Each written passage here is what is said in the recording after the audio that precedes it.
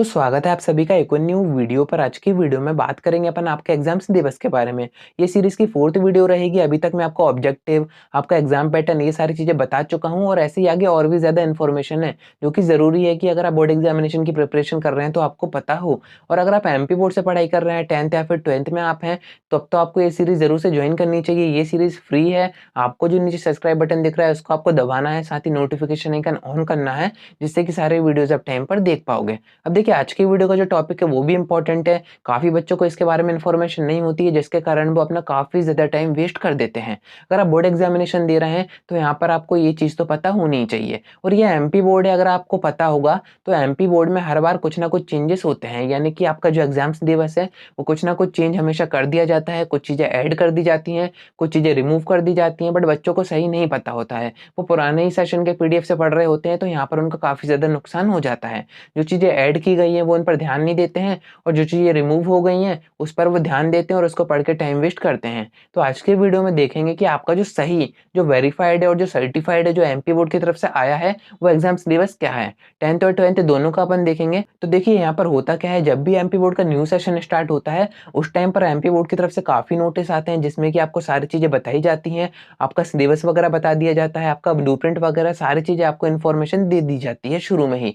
But यहाँ पर होता क्या है, बच्चे शुरू में उतना ज़्यादा पढ़ाई पर ध्यान नहीं देते हैं, उस कारण से वो सारी चीज़ें वो मिस कर देते हैं। जबकि अगर आप मेरे सब्सक्राइबर हो तो मैंने आपको सारी चीज़ें शुरू से ही बताई हैं। तो एक बार मैं आपको फिर से रिवाइज कर देता हूँ, क्योंकि ये एक सीरीज का पार्ट है। अगर आपको अच्छे परसेंटेज स्कोर करने हैं तो आपको ये पता होना चाहिए। अब देखिए, एमपी बोर्ड की तरफ से एक पीडीएफ आया था जो कि अभी आप साइड में देख सकते हैं।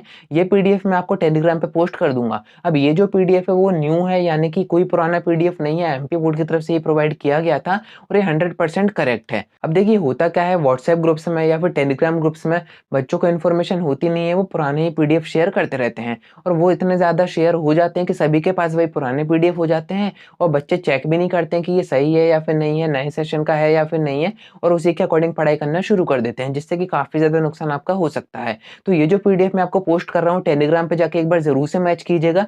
यह है एमपी बोर्ड का रिवाइज, यानी कि रिवाइज में आपको आपका जो ब्लूप्रिंट है वो भी इसमें न्यू है, और आपका जो रिड्यूस सिलेबस है वो भी इस बार का है। यानी कि आप इसके अकॉर्डिंग अगर आप पढ़ाई करेंगे तो आपको कम टाइम में आप अच्छी पढ़ाई कर पाएंगे, यानी कि इंपॉर्टेंट चीज़ों पर आप यहाँ पर ध्यान दे पाएंगे। और इसके नेक्स्ट वीडियो में मैं आपको बता दूंगा कि ब्लूप्रिंट का आपका जो यूज़ है वो किस तरीके से करना है, क्योंकि यहाँ पर क्या होता है, किसी चैप्टर में से अगर ब्लूप्रिंट के अकॉर्डिंग 4 नंबर का एक क्वेश्चन आना है तो बच्चे उसके 2-3 नंबर के क्वेश्चन छोड़ देते हैं। जबकि होता क्या है कि 4 नंबर में आपके 2-2 नंबर के 2 क्वेश्चन भी आ सकते हैं। अभी कैसे होता है वो सब मैं आपको नेक्स्ट वीडियो में अच्छे से समझाऊंगा। आपको सब्सक्राइब करके रखना है। तो देखिए, ये जो पीडीएफ मैं शेयर कर रहा हूँ इसके अंदर 9th से 12th तक के सारे सब्जेक्ट के, अगर आप 10th में है तो आपके 6 सब्जेक्ट, और अगर आप 12th में है तो आपकी सारे स्ट्रीम के सारे सब्जेक्ट के जो सिलेबस है वो दिए गए हैं। यहाँ पर आपका सही ब्लूप्रिंट भी दिया गया है, और आपका जो सही रिड्यूस सिलेबस है, यानी कि क्या क्या चीजें आपके सिलेबस से रिड्यूस की गई हैं वो यहाँ पर दी गई हैं। तो उनको देख के आपको करना क्या है, कहीं पर नोट करके रखना है, या फिर आपको आपकी जो बुक्स वगैरह है या फिर आपके नोट्स वगैरह हैं जिससे भी आप पढ़ाई कर रहे हैं वहां पर उनको टिक करना है कि हाँ, एग्जाम के टाइम पर या फिर अभी भी आपको उन टॉपिक्स को छोड़ देना है। अगर आप फॉर इन्फॉर्मेशन पढ़ना चाह रहे हैं तो आप पढ़ सकते हैं, बाकी आप उनको छोड़ सकते हैं, वो आपके एग्जाम पेपर में नहीं पूछे जाएंगे।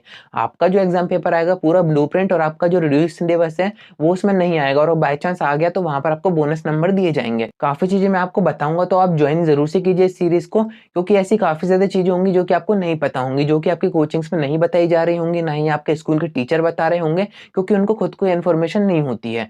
और बीच बीच में ऐसे एमपी बोर्ड की काफी अपडेट्स आती रहती हैं कि अभी ये हो गया, अभी बेस्ट ऑफ 5 का कंफर्मेशन नहीं आया है, काफी कुछ ऐसा आता रहता है। जैसे अभी एक रैंडम पद्धति न्यू आई है तो वो भी मैं आपको बताऊंगा। तो ये जो अपडेट्स है वो भी मैं आपको यहीं पर दे दिया करूंगा, तो आपके एमपी बोर्ड के जितने भी काम है वो सारे यहीं पर हो जाएंगे। एग्जाम के टाइम पर आपको इंपॉर्टेंट क्वेश्चन दे दिए जाएंगे, ऑब्जेक्टिव दे दिए जाएंगे, सारी चीजें आपको यहीं से प्रोवाइड कर दी जाएंगी। तो आपको सब्सक्राइब करके रखना है। साथ ही ये जो आपका सिलेबस है इसको आपको एक बार कंफर्म जरूर से करना है। आपको पता होगा कि आपके पास सही है, फिर भी आपको एक बार मैच जरूर से करना है कि आपके पास जो है वो सही है। ठीक है, क्योंकि ये रिवाइज हो चुका है एक बार, तो आपको ध्यान देना जरूरी है। तो आज की वीडियो में इतना ही। अगर आपको कोई डाउट है तो आप नीचे कमेंट कर सकते हैं, या फिर हम मुझसे इंस्टा पर भी डायरेक्ट डीएम करके बात कर सकते हैं।